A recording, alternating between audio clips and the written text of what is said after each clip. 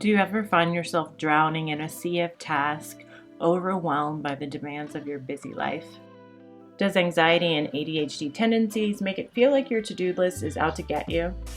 I get it. The struggle is real. In the hustle and bustle of juggling all the things, it's easy to feel like we're barely keeping our heads above water. The constant juggling act between work, personal life, and self-care can leave us feeling drained and anxious. But fear not. While the overwhelm can make you feel like you're drowning at times, I'm here to remind you that you can swim, and your planner is your life vest. As a neuropsychologist, I've witnessed the incredible impact of strategic weekly planning on combating anxiety, managing ADHD symptoms or tendencies, and restoring balance to even the busiest of lives. But before we jump into the actual weekly self-care planning strategies, let me explain how this weekly planning will help you with these things. In fact, HBR.org noted having a plan is one of the best stress reduction strategies out there. As humans, we crave feeling like we're in control and that we have certainty. In fact, research shows that a sense of control helps us stave off symptoms of depression and anxiety and can even decrease mortality risk. It also helps with overwhelm because it forces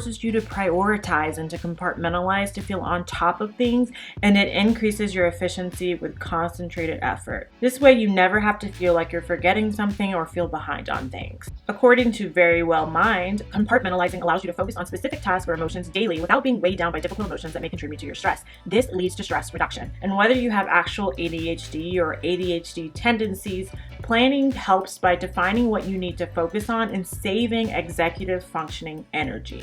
Okay, let's dive into these weekly planning strategies. The first one is to use pen and paper. The tactile experience helps you remember things better, makes your plans more tangible, and allows for added self-care if you're into making your planning artistic or aesthetically pleasing. I'm using the Mod Ambition Goal Planner, which is a 2-in-1 goal planner and 90-day planner that comes with quarterly, monthly, weekly, and daily planning pages. So I start off reviewing my monthly plan. In the Mod Ambition Planner, your monthly goals are based on your quarterly goals, which are based on your yearly goals. This helps you stay on track with your larger goals, intentions, and values. So when you go to plan the week, you just have to refer to the monthly goals to stay on track. Taking a moment to review your monthly plan is more than just a task. It's a crucial form of self-care. 1, it holds you accountable, and 2, it helps you take a step back and detach from everyday stressful minutiae and remind yourself of those larger goals for that month. Next up is to set intention for the week. Here's how setting an intention tackles overwhelm and distraction at the same time. It allows you to focus on what matters. It's an antidote to anxiety because it declutters mental space, and it shapes your mind to seek out what is most fulfilling to you during the week. Next up is you're going to be filling out your running to-do list. Think of your running to-do list as a brain dump for your ongoing projects and tasks. It will serve as an idea bank to pull from after you set your priorities for the week. I like to divide my task into personal, business, and my corporate to-dos, since I have obviously a personal life, but I also have my business and I have a full-time job as a neuropsychologist. This alone can help you feel less stressed by getting things out of your head and onto paper. It also combats ADHD overwhelm because it causes you to take a bird's eye view of what needs to get done this week.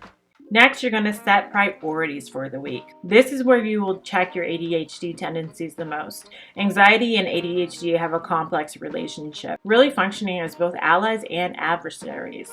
While anxiety can provide structure for ADHD, it can also hinder progress when tasks become overwhelming. The antidote to anxiety is action, and prioritizing serves as the tool that provides a clear course of action, even if things don't go exactly as planned. Then you're going to reflect on your wins and your challenges from the last week.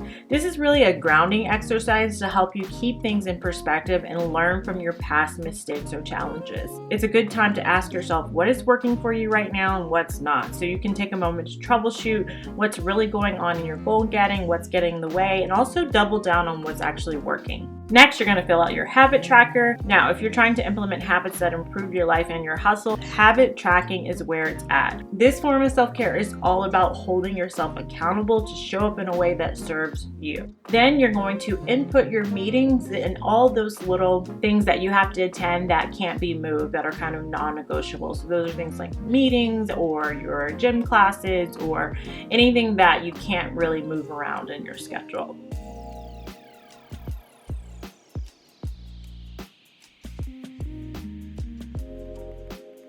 Next up, you're going to input tasks for each day of the week around those meetings. And first, I want you to listen to this clip from a Tim Ferriss video so you can know how to add in buffer time. Your time is finite, and the number of digital items you can add to a to-do list is infinite. You are working with the wrong constraint, which is like the amount of items you can fit in a database row, as opposed to the number of things that you can fit in your finite time of your calendar. And so we then work on, all right, you probably need Slack during the course of the day. Usually like 50% is a good target because things come up. Oh, I see. Not the tool Slack, but space, extra space.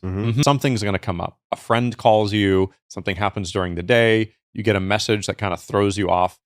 The problem is that it's way easier to pull something in from tomorrow into today because you had extra space than it is to have this cascading problem of just like disastrous. It's like, then I have to push this to this day. Then the next thing you know, like you have this Tetris game that you're playing a month out because one thing changed in your schedule, everything breaks.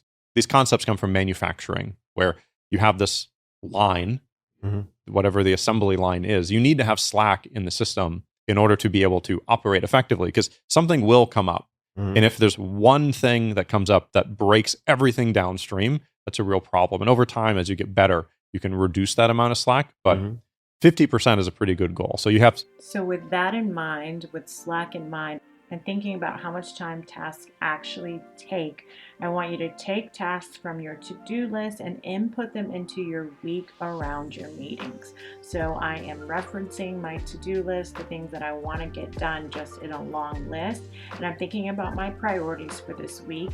And then I'm inputting those priority tasks within the days that I have time for them in my weekly schedule, while also thinking about Slack, not putting too much in one day, and thinking about how much time the task, those priority tasks, are actually going to take me. Now, if you want to know how I use this weekly strategy in order to plan my days, I'm going to put a video here I did on how to create a daily planning routine that actually works so you can have that same feeling each and every day. Thank you guys so much for watching. If you like this video, please like and subscribe and hit the notification bell so you never miss out on videos I make on planning, manifesting, and enjoying your dream life.